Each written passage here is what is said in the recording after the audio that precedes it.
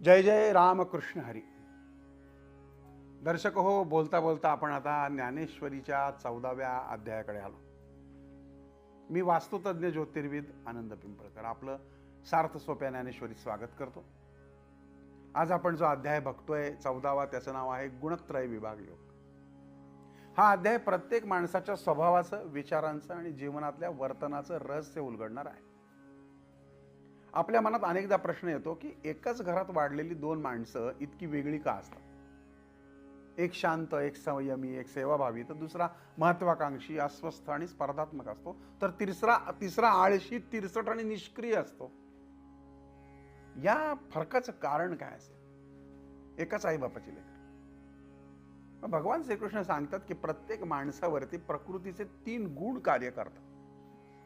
आता हे 3 गुण म्हणजे सत्व, रज आणि तम. आणि हेच 3 गुण आपल्या विचारांवर, भावनांवर, निर्णयावर आणि कर्मावर परिणाम करतात.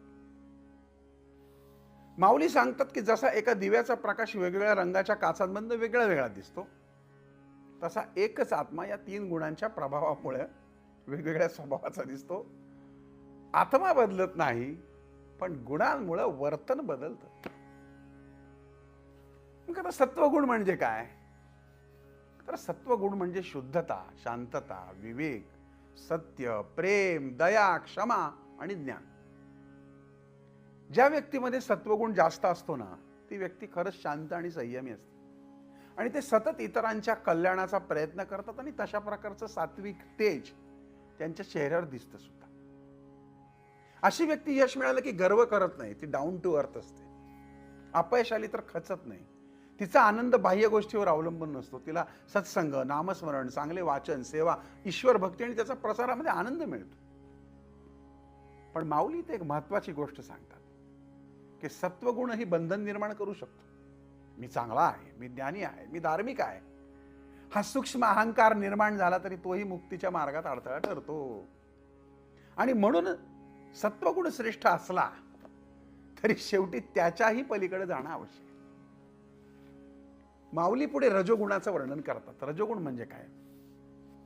तर रजोगुण म्हणजे क्रियाशीलता, इच्छा, महत्वाकांक्षा, स्पर्धा, आसक्ती आणि कर्म करण्याची तीव्र प्रवृत्ती.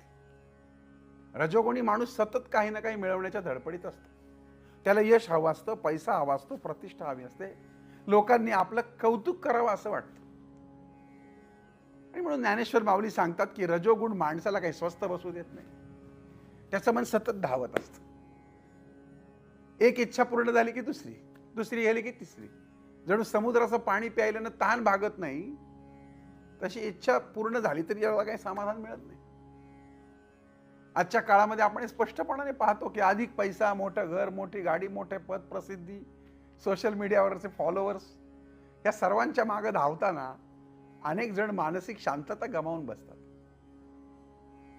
प्रयत्न करणं चुकीचं नाहीये, पण त्या प्रयत्नांमध्ये स्वतःला हरवून बसणं हे रजोगुणाचं लक्षण आहे. भगवान श्रीकृष्ण कर्म करायला कधीही मनाई करत नाहीत. ते सांगतात की कर्तव्य करा, कर्म करा, पण फळाची आसक्ती ठेवू नका. आणि जेव्हा कर्म ईश्वरार्पण बुद्धीनं केलं जातं, तेव्हा तो रजोगुण हा हळूहळू शुद्ध व्हायला लागतो. सत्व पाहिला, रज पाहिला, आता आपण तमोगुण म्हणजे पाहूया. काय तमोगुण? अज्ञान, आळस, प्रमाद, मोह, निष्क्रियता, बेपर्वाई, अंधकार, कठोर बोलणं, वाईट शिवीगाळ करणं, हे सगळे तमोगुणी व्यक्तीचा तो भाग आहे. सगळा काम पुढे ढकलणं, वेळ वाया घालवणं, नकारात्मक विचार करणं, राग, द्वेष, व्यसन, चुकीच्या सवयींमध्ये अडकणं, ही सगळी आहे ना तमोगुणाची लक्षणं आहेत. माऊली सांगतात की जशी घनदाट रात्र झाली की काही दिसत नाही, तसाच तमोगुण मनावर पडला की विवेक नष्ट होतो आणि माणूस स्वतःचे नुकसान करतो आणि त्याला त्याची जाणीव सुद्धा होत नाही. आज अनेकांना उशीरपर्यंत जागरण, सकाळी उशिरा उठणं, निरर्थक मोबाईल बघत बसणं, वेळ वाया घालवणं, सतत तक्रारी करणं आणि माझ्याकडून काही होणार नाही असा विचार करणं, ही या तमोगुणाची आताची रूप आहेत असं मला वाटतं. आणि या 3 गुणांचा खेळ भगवान श्रीकृष्ण सांगतात की हे 3ही गुण प्रत्येकात असतात. फरक एवढाच आहे की कोणता गुण कोणत्या वेळी जास्ती प्रभावी ठरतो. बघा कसं, ज्यावेळेस तुमच्यामध्ये सगळ्यांमध्ये होऊ शकते. सत्वगुण वाढला की मन शांत, प्रसन्न आणि विवेकी होतं. रजोगुण वाढला की मन अस्थिर, धावपळीत आणि इच्छांनी भरलेलं होतं. आणि तमोगुण वाढला की मन जड, आळशी आणि अज्ञानानं झाकलं जात. आणि म्हणूनच प्रत्येकाने रोज स्वतःला विचारायला पाहिजे की आज माझ्या निर्णयावर कोणत्या गुणांचा बरं प्रभाव आहे. आणि हाच प्रश्न आत्मपरिवर्तनाची सुरुवात ठरतो. ज्ञानेश्वर माऊलींचा संदेश स्पष्ट आहे. तमोगुणातून बाहेर पडण्यासाठी कर्म करा, रजोगुण शुद्ध करण्यासाठी निष्काम कर्म करा, आणि सत्वगुण वाढवण्यासाठी नामस्मरण, सत्संग, स्वाध्याय, सेवा, ईश्वर भक्ती आणि हे अध्याय आहे का. ज्ञानेश्वर माऊली सांगतात की जसा आकाशातनं ढग येतो आणि जातो, पण आकाशाला त्याचा स्पर्श होत नाही, त्याचप्रमाणे सत्व, रज आणि तम हे गुण शरीर आणि मनावर परिणाम करतात, पण आत्मा मात्र त्याच्यापासून सदैव अलिप्त असतो. फार मोठं तत्वज्ञान. माणूस जेव्हा स्वतःला केवळ शरीर समजतो तेव्हा तो या गुणांच्या प्रभावाखाली वागतो. पण जेव्हा त्याला आत्मस्वरूपाची अनुभूती येते तेव्हा तो गुणांचा साक्षी बघतो, गुणांचा साक्षी बनतो, आणि हाच गुणातीत अवस्थेचा प्रारंभ आहे.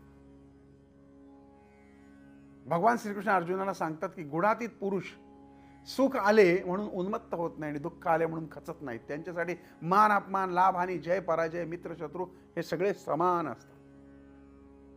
याचा अर्थ असा नाही की त्याला भावना नसतात, तर तो प्रत्येक प्रसंगाला समत्वाने स्वीकारतो. त्याच्या मनात द्वेष नाही, सूड नाही, अहंकार नाही. प्रत्येक कर्म त्या ईश्वराला अर्पण करतो. प्रत्येक आत्म्याला तो परमेश्वराच्या अनुभूती समजतो. माऊली खूप सुंदर उदाहरण या ठिकाणी देतात. कमळाचं फूल पाण्यात राहतं, पाणी त्याला सडवतं का, भिजवतं का. त्याचप्रमाणे गुणोत्तीत मनुष्यानं संसारात राहावं, कर्तव्य करतो, नाती निभावतो, पण संसार त्याला मात्र बांधून ठेवत नाही. हा गुणातीत माणसाचं वैशिष्ट्य आहे. मग या सगळ्या गुणांच्या पलीकडे जाण्याचा मार्ग कोणता, हे साध्य कसं करायचं, यावर भगवान श्रीकृष्णाने सोपं उत्तर दिले. अखंड निष्काम आणि अनन्य भक्ती. जेव्हा मनुष्य प्रत्येक कर्म ईश्वराला अर्पण करतो, फळाची अपेक्षा सोडतो, प्रत्येक अध्याय पाहायला मिळतो, अहंकाराचा त्याग करतो आणि सतत भगवंताचं स्मरण करतो, तेव्हा त्याचं मन जे आहे ते हळूहळू शुद्ध होत जातं. जसा उगवता सूर्य अंधकार नष्ट करतो, तशी भगवंतावरची खरी भक्ती अज्ञान, मोह आणि अहंकार दूर करते. म्हणजे भक्ती केवळ पूजा किंवा मंदिरात जाणं नाही. भक्ती म्हणजे प्रत्येक कर्मामध्ये परमेश्वराचं स्मरण ठेवणं, प्रत्येक आत्म्यामध्ये, जीवामध्ये देवाचं दर्शन घेणं, प्रेम, दया, क्षमा आणि सत्यानं जीवन जगणं, कुणाचंही मन न दुखावणं, कुणालाही न फसवणं. आजच्या जीवनातील संदेश काय आहे, तर आजचा माणूस आपण तणाव, स्पर्धा, अपेक्षा आणि अस्थिरतेमुळे जगतोय. कधी रजोगुणामुळे धावतोय, कधी तमोगुणामुळे निराश होतोय. आणि म्हणून हा अध्याय हा खूपच महत्वाचा आहे आपल्या सगळ्यांसाठी. मनात सत्वगुण वाढवा, रजोगुणाला निष्काम कर्माने शुद्ध करा, तमोगुणावर सत्शिस्त, सत्संग आणि परिश्रमाने विजय मिळवा, आणि शेवटी या तिन्ही गुणांच्या पलीकडे जाऊन त्या भगवान श्रीकृष्णाची, त्या ईश्वराशी नातं जोडा. जर सगळा संपूर्ण 14वा अध्याय एका वाक्यात सांगायचा ना, तर तो असा आहे की सत्व, रज आणि तम हे प्रकृतीचे 3 गुण आहेत. सत्व, रज आणि तम ते शरीर आणि मनाला बांधतात, परंतु आत्मा त्याच्यापासून मुक्त आहे. आणि जो भक्ती, समत्व, निष्काम कर्म आणि आत्मज्ञानाच्या साहाय्याने या गुणांच्या पलीकडे जातो, तोच खऱ्या अर्थाने मुक्त होतो. माऊलींचा हा संदेश आजही तितकाच महत्वाचा आहे. चला आपण रोज स्वतःला विचारूयात की माझ्या जीवनामध्ये मी रोज जगतोय तेव्हा कोणता गुण जास्ती प्रभावी आहे. मी गुणांच्या अधीन जगतोय का त्यांचा साक्षी बनण्याचा प्रयत्न करतोय. याच आत्मपरीक्षणातून आध्यात्मिक प्रवास सुरू होतो, आणि हाच ज्ञानेश्वरीच्या 14व्या अध्यायाचा अमूल्य संदेश आहे. ही साधी सोपी ज्ञानेश्वरी आपल्याला जर वाचायची असेल तर खाली जो क्रमांक येतोय त्यावरती आपल्याला संपर्क करा. लक्ष्मण सूर्यभान घुगे यांनी संपादित केलेली ही सुंदर, साध्या सोप्या भाषेतली ज्ञानेश्वरी आपल्याला प्राप्त होईल. अध्याय या ठिकाणी थांबूयात. पुढच्या भागात पाहूयात पुढचा अध्याय. जय जय रामकृष्ण हरी. पुंडलिका वरदे हरी विठ्ठल श्री ज्ञानदेव तुकाराम पंढरीनाथ भगवान की जय.